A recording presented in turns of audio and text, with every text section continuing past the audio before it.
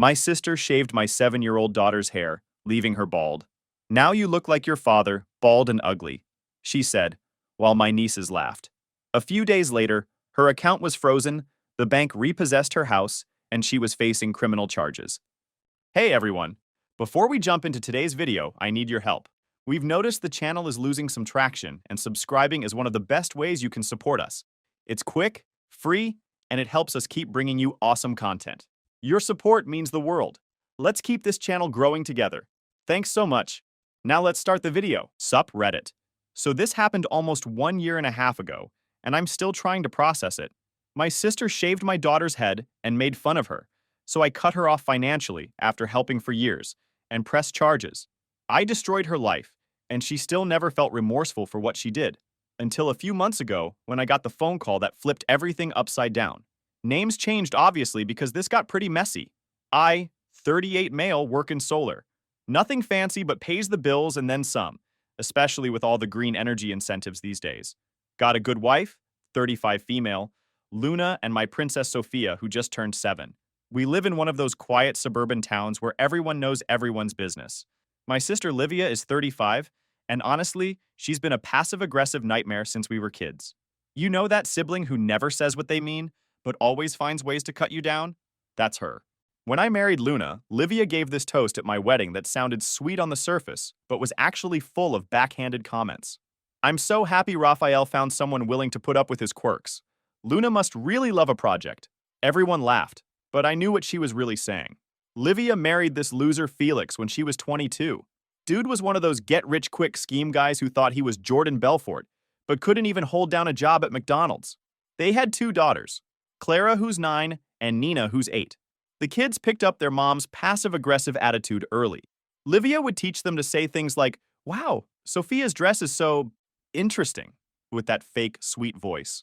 3 years ago, Felix bounced for some other chick, leaving Livia with the kids and a mortgage she couldn't handle.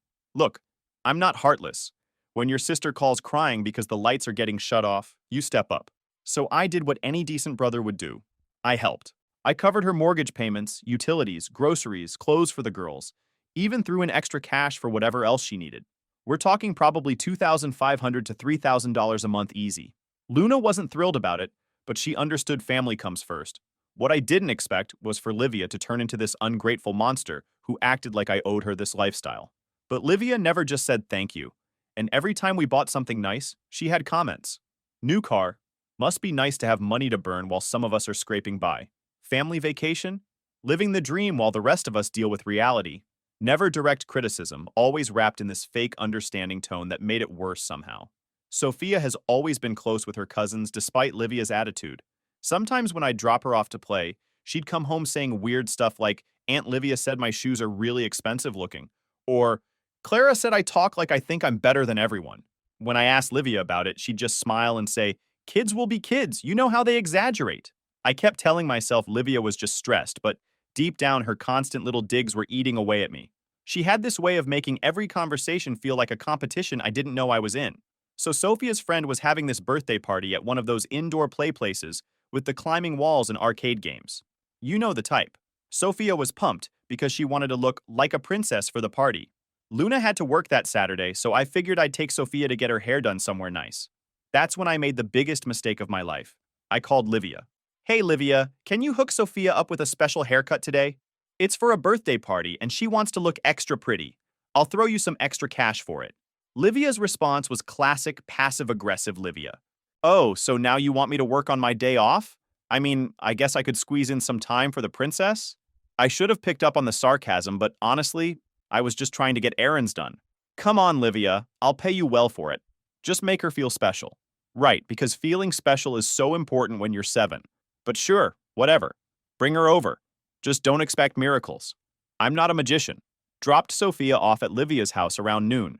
She was wearing this little pink dress with sparkly shoes, bouncing around excited about the party. I kissed her forehead and told her I'd be back in a few hours after I hit the shop to finish some solar panel prep work for Monday's installation. "Behave yourself, princess. You're gonna look amazing," I told her. She hugged me tight and ran inside, already chattering with her cousins. I spent the afternoon at the shop, organized some equipment, grabbed lunch, hit Home Depot for some electrical supplies. Normal Saturday stuff. Got back to Livia's around 5 p.m. to pick up my daughter. I heard screaming before I even got to the front door.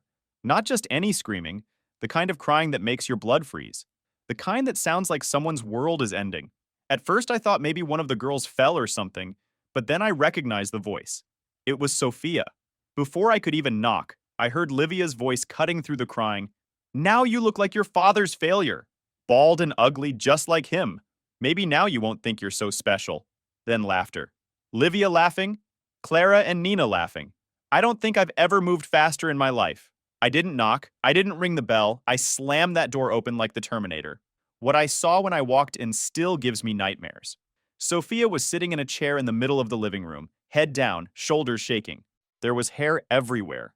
Long brown hair scattered across the floor like some sick art project. When she looked up at me, I swear my heart stopped. She was completely bald. Not just short hair, not just a bad haircut. Livia had taken a razor to my daughter's head and shaved off every single strand. My little girl looked like she'd been through chemo. Her eyes were red and swollen from crying, and she had this look of pure humiliation that no 7-year-old should ever have. Livia was standing there with the razor still in her hand, grinning like she'd just won the lottery. Clara and Nina were behind her pointing and giggling. Look, Mom, she looks like an egg. Clara was laughing so hard she could barely talk. How ugly, Nina chimed in, covering her mouth like it was the funniest thing she'd ever seen. I've never felt rage like that in my life. It was like someone flipped a switch and all I could see was red. I scooped up Sophia and she just collapsed into me, sobbing these heartbreaking sobs that cut right through me. Daddy, why did she do this to me? I just wanted to look pretty, she whispered between tears. I turned to Livia and I honestly don't know how I kept my voice steady. What the fuck did you do to my daughter? Livia stopped laughing, but she didn't look sorry. She crossed her arms and had the audacity to smirk at me. Oh, relax, Raphael. Don't be so dramatic. I gave her a modern cut like you asked. Very avant-garde. She looks so unique now. The way she said unique dripped with sarcasm. You shaved my daughter's head. You humiliated her. What the fuck is wrong with you? She just shrugged like it was nothing. Oh, please, it's just hair. It'll grow back eventually. Besides, Princess here was always flaunting those perfect little curls like she was better than my girls. I thought she needed a lesson in humility. You're welcome. That's when I lost it completely. This grown woman was jealous of a 7-year-old. My 7-year-old. She's a child, you sick psycho. She just wanted to feel pretty for a party, and you destroyed her because you're jealous of a little girl. Livia went nuclear, but in that passive-aggressive way that made it worse. Jealous? Of your spoiled little brat? Please. I was doing her a favor. Maybe now she'll learn that not everyone gets everything handed to them on a silver platter. I paid for everything, I shot back. Your house, your food, your utilities, everything. And this is how you repay me? By destroying my daughter? Oh, here we go with the guilt trip. I pay for everything. I'm such a saint. Well, congratulations, Raphael. You want a medal for your charity work? Maybe if you spent less time spoiling your princess and more time caring about your actual family, you'd understand why someone needed to knock her down a peg. Don't worry, I said, picking up Sophia and wrapping my jacket around her head. You won't see another dime from me ever again. And this isn't over, Livia. What you did to my daughter isn't just cruel, it's criminal. Livia just laughed bitterly. Criminal? Oh, that's rich. What are you gonna do, call the police? Tell them your sister gave your daughter a bad haircut? Good luck with that, big shot. Take your bald little princess and get out of my house. Actually, yeah. That's exactly what I'm gonna do. I left shaking with anger, but now I had a plan. Sophia wouldn't stop crying, and I didn't know how to console her. All I could do was hold her tight and tell her she was beautiful no matter what, but she wasn't hearing any of it.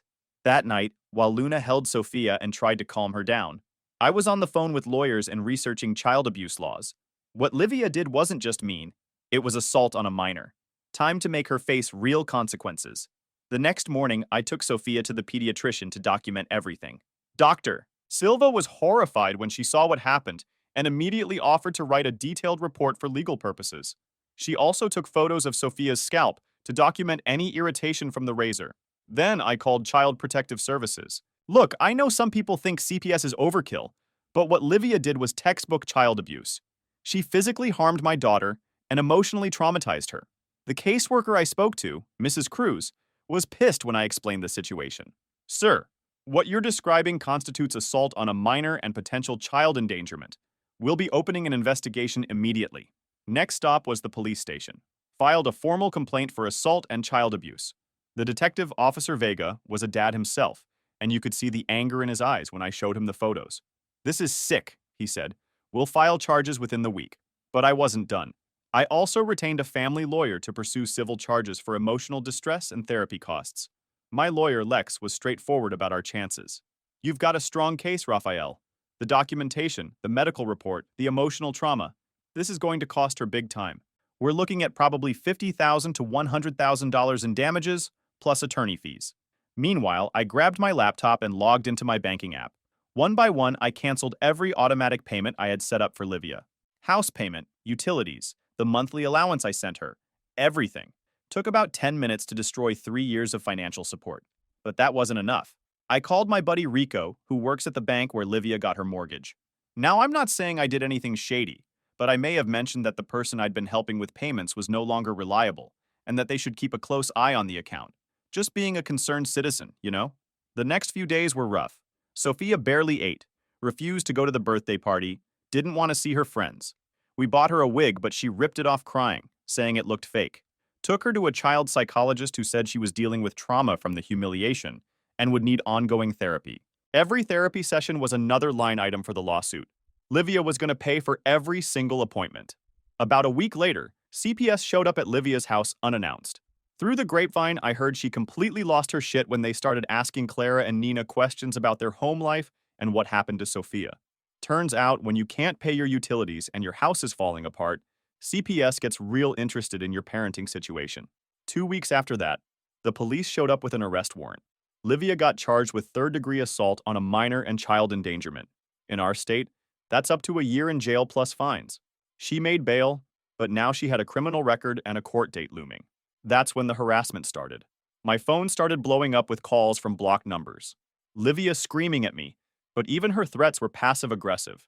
"I hope you're happy, Raphael. I hope destroying your sister's life was worth it. Don't come crying to me when karma catches up to you." She started showing up at the solar installation sites where I was working, but instead of just yelling, she talked to my coworkers and the homeowners. "I'm Raphael's sister. Did you know he's trying to send me to prison over a haircut? Really shows what kind of person he is, doesn't it?" But Livia wasn't going quietly. The harassment escalated when she found out about the civil lawsuit. The breaking point came about 3 weeks after I filed the charges. I was up on a roof installing panels when Luna called me, her voice shaking with rage. "That psycho is at Sophia's school. She's trying to talk to our daughter through the fence." I climbed down from that roof faster than I ever had and drove straight to the elementary school. When I got there, I found Luna in the parking lot facing off with Livia near the playground fence. Sophia was safely inside with her teacher, but I could see her little face pressed against the classroom window, looking terrified. Livia was yelling something about how Sophia deserved what she got when Luna had apparently had enough. My wife is usually the calm one in our relationship, but when it comes to our daughter, she's a completely different person. "Stay away from my child," Luna shouted, stepping closer to Livia. "You've done enough damage." "Oh, please," Livia sneered with that fake sweet voice. "Your little princess needed to be taken down a peg. Now she looks as ugly on the outside as she is on the inside. I did everyone a favor." That's when Luna snapped. She shoved Livia hard in the chest, sending her stumbling backward. "Don't you ever talk about my daughter like that, you sick freak." Livia recovered and came back swinging, catching Luna on the side of the face with her nails. That's when I jumped between them, but not before I pulled out my phone and hit record. Livia was so focused on screaming at Luna that she didn't notice. "Your whole family is trash." Livia was practically foaming at the mouth, but she still had that sarcastic edge. "Your brat deserved to get her head shaved. She looks like a cancer patient now, and honestly, I hope she stays bald forever. Maybe it'll teach her some humility. And you, Raphael, you're a worthless piece of shit, just like Daddy was. Remember how he used to call you his big disappointment? Well, looks like he was right." She kept going, getting more vicious by the second. "Your wife's a whore, and your daughter's gonna be just like her. Maybe I should have cut her face too while I had the razor. That would have really given her something to cry about. But hey, at least now she matches her loser father. Both failures." Luna tried to lunge at her again, but I held her back while keeping the phone recording. Livia was digging her own grave and didn't even realize it. "You destroyed my life over a haircut," Livia screamed. "Your kid is weak and pathetic, just like you. She's going to be traumatized forever, and honestly, it's exactly what she deserves. Little spoiled brat needed to learn the world doesn't revolve around her. School security finally showed up and escorted Livia off the property while she continued yelling threats. The whole thing lasted maybe 5 minutes, but I got every word of her psychotic rant on record. Later that night, Luna broke down crying. I wanted to kill her, Raphael. When she said those things about Sophia, I saw red. I've never felt rage like that in my life. I held her while she cried, but honestly, I was proud of my wife for standing up to that monster. The recording I got became crucial evidence for both the restraining order and the criminal case. Livia's own words proved she was dangerous and had zero remorse for what she'd done. After that incident, she started leaving dead rats on my doorstep. Ira called my boss trying to get me fired, telling him I was mentally unstable and probably dangerous to have around people's homes. Every time she violated the restraining order, I documented it and added it to the pile of evidence. My lawyer was practically rubbing his hands together. She's digging her own grave, Raphael. Every violation is another charge, another reason for the judge to throw the book at her. The criminal case moved faster than I expected. Livia's public defender tried to get her to take a plea deal, admit guilt, pay restitution, do community service, avoid jail time. But Livia was so convinced she was the victim that she refused and demanded a trial. Big mistake. So my mom, Rosa, calls me about 3 weeks after the arrest. I should have known this was coming. Livia always was her favorite, and Mom has this entitled attitude where she thinks everyone should just do what she says because she's the matriarch. Raphael, I can't believe what you've done to your sister. She's facing jail time. Over a haircut. I raised you better than this. The way she said it, like I needed to be corrected. I could barely believe what I was hearing. Mom, she shaved Sophia bald and traumatized her. This wasn't a haircut. It was child abuse. Don't be ridiculous. Livia made a mistake, but you're destroying her life. She could lose her daughters permanently because of those government people you called. How can you do this to family? I didn't raise you to be vindictive. Her tone was so condescending, like she was explaining something obvious to a stupid kid. How can I do this? Mom, Livia humiliated my child. She needs to face consequences for what she did. My mother went off on me for 20 minutes. She actually expected me to drop the charges because she said so. I don't care what Livia did. She's family, and family takes care of family. You're being selfish and prideful, Raphael. I'm your mother, and I'm telling you to stop this nonsense right now. Livia apologized. What more do you want? Livia never apologized, Mom, and I'm not dropping anything. My daughter matters more than your feelings. Don't you dare talk to me like that. I am your mother, and you will respect me. Livia is struggling, and instead of helping her, you're kicking her when she's down. I'm ashamed of you. That's when I realized my mom had never even talked to Sophia about what happened. She was just taking Livia's word for everything and expecting everyone to fall in line because she'd made her decision. Mom, have you seen what Livia did to Sophia? Have you talked to your granddaughter about how this affected her? I don't need to see anything. Livia told me it was just a bad haircut and you're blowing it out of proportion because you want to control everyone with your money. You always thought you were better than the rest of us just because you have a good job installing those solar panels. There it was. The real issue. Mom was resentful that I'd done well for myself, and she thought I was being uppity by not just taking Livia's abuse. I'm not better than anyone, Mom. I just won't let my daughter be abused. Abused? You're being dramatic. Children are resilient. Sophia will get over it. But if you send Livia to prison, that's permanent. You're choosing to destroy your sister over hurt feelings.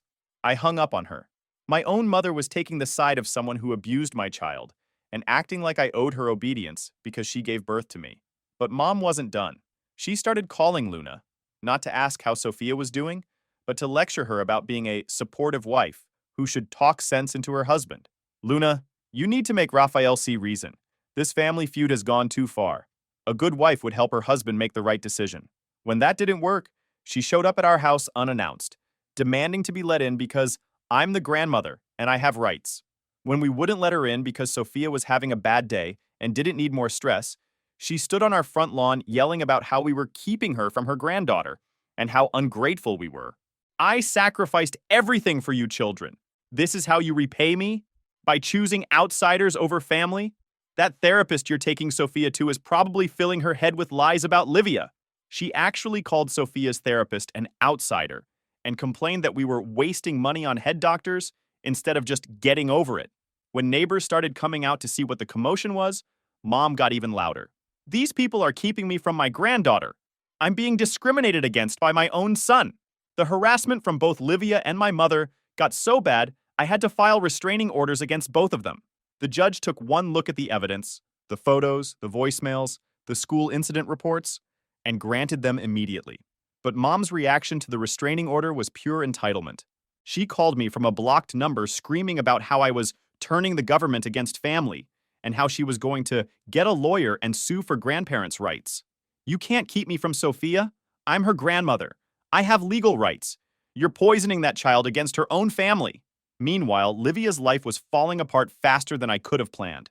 The bank started foreclosure proceedings on her house. CPS was breathing down her neck about providing stable housing for Clara and Nina. And Felix, her deadbeat ex-husband, suddenly got real interested in custody when he heard about the criminal charges. Family court took one look at Livia's situation, facing jail time, utilities shut off, house in foreclosure, restraining orders against her, and awarded temporary custody to Felix. Clara and Nina got shipped off to live with Daddy and his new girlfriend. But even losing her kids didn't humble Livia. She called me from jail after getting arrested for violating the restraining order, and her attitude was still the same passive-aggressive bullshit. I hope you're proud of yourself, Raphael. My daughters are gone because of you. But I guess that's what you wanted all along. To destroy my family so yours could look better. Congratulations, you did. The criminal trial happened about 4 months after the incident. I was nervous as hell, but my lawyer prepared me well. The prosecution had everything. Photos, medical reports, witness statements from Clara and Nina, who finally admitted their mom told them to laugh at Sophia. Expert testimony about psychological trauma in children. Livia's defense was basically, it was just a prank gone wrong, and my brother is a control freak who can't handle not being the perfect one. Her lawyer tried to paint me as vindictive and controlling, claiming I was using the legal system to punish Livia for not being grateful enough for my financial support. The prosecutor pressed her, Ms. Livia, do you believe it was appropriate to shave a 7-year-old child's head against her will? Livia's answer sealed her fate. I was teaching her that not everything is about looking perfect. Some children need to learn humility, especially when they're spoiled. The jury looked disgusted. One of the jurors was a grandmother who kept shaking her head. When they asked if she felt remorse, Livia said, I feel bad that everyone overreacted. It was just hair. I've apologized, but apparently that's not enough for some people. The prosecution destroyed that argument. They put Sophia on the stand. She was scared, but brave as hell. She told the judge exactly what happened, how Livia called her ugly and made fun of her, how the other kids laughed while she cried. When they showed the before and after photos of Sophia, I saw 2 jurors wipe their eyes. The jury deliberated for less than 2 hours. Guilty on both counts, third-degree assault on a minor and child endangerment. The judge sentenced her to 8 months in county jail, 3 years probation, mandatory anger management classes, and $15,000 in restitution for Sophia's therapy costs. But we weren't done yet.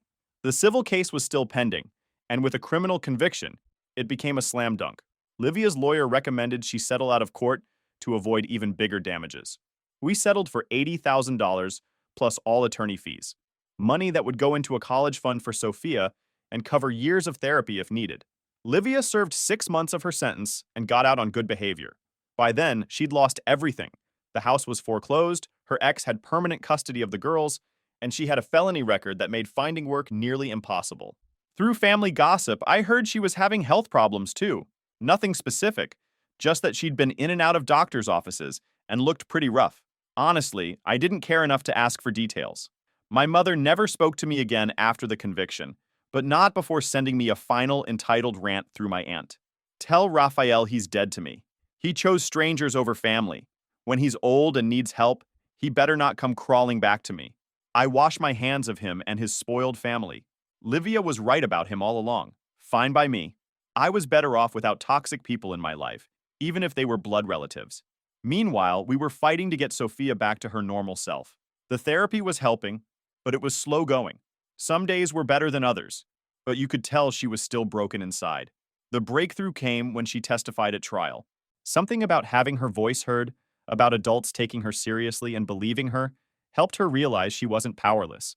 She started standing up for herself more, speaking up when something bothered her. One night while I was tucking her in, she said something that made me proud. Daddy, I'm glad Aunt Livia went to jail. She was mean to me, and she needed to learn it's not okay. Smart kid.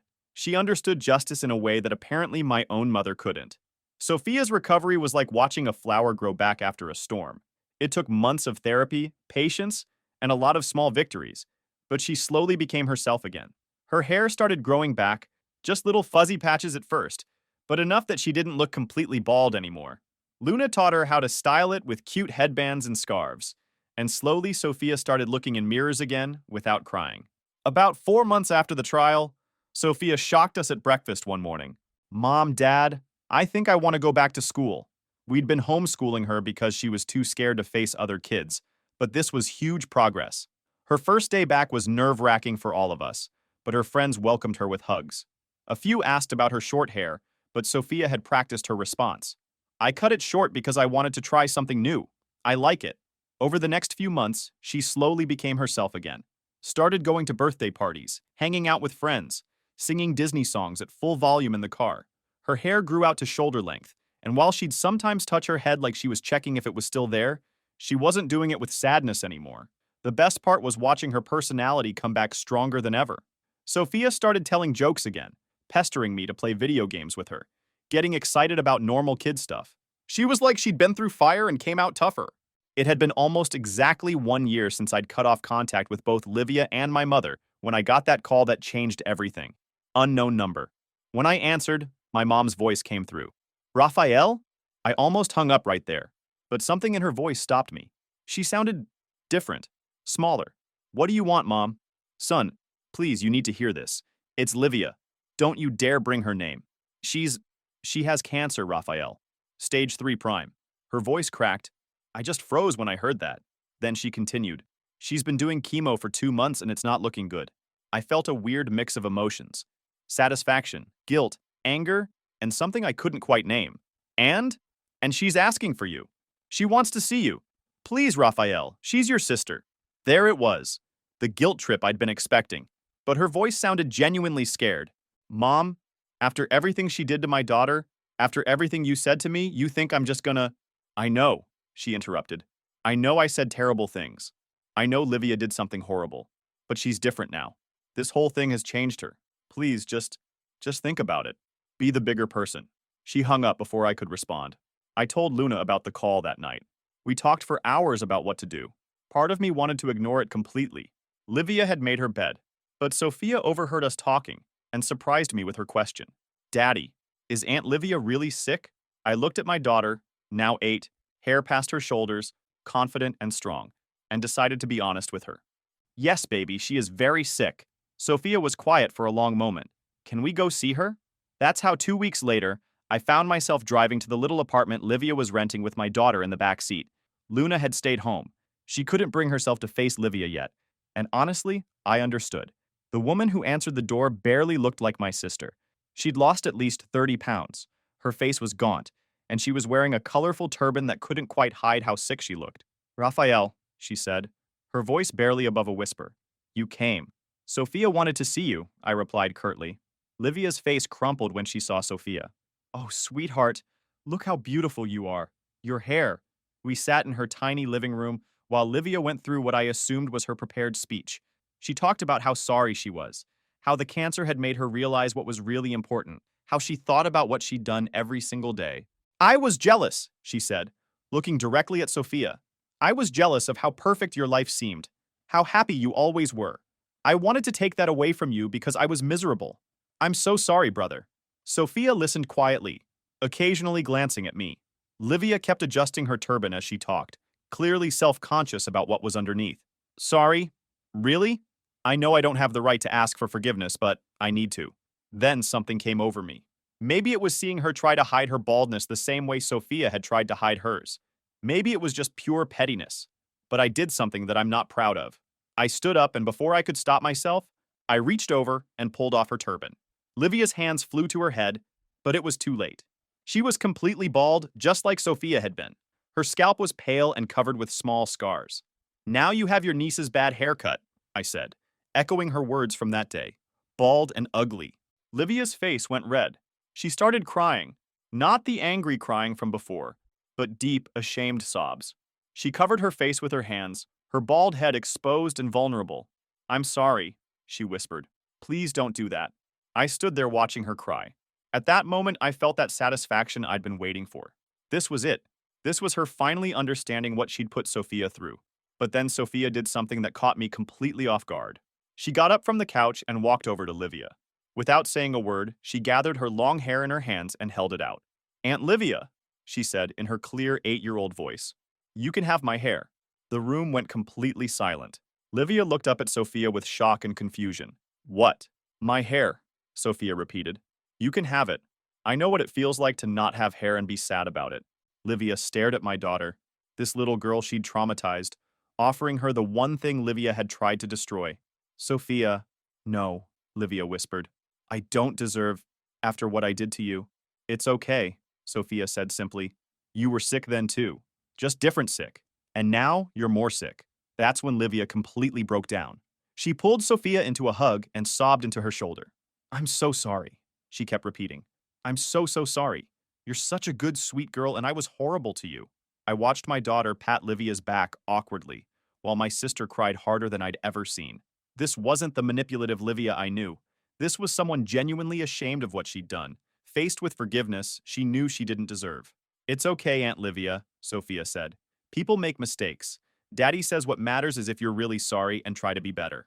We ended up at a salon that afternoon. Sophia sat in the chair while they cut off about 10 inches of her beautiful hair. She was nervous but excited, chattering about how they could make it into a really pretty wig for Livia. Livia held the ponytail of hair in her hands like it was made of gold, tears still streaming down her face. The wig maker said it would take a few weeks to complete. In the meantime, Sophia's shorter hair, now just above her shoulders, looked amazing on her.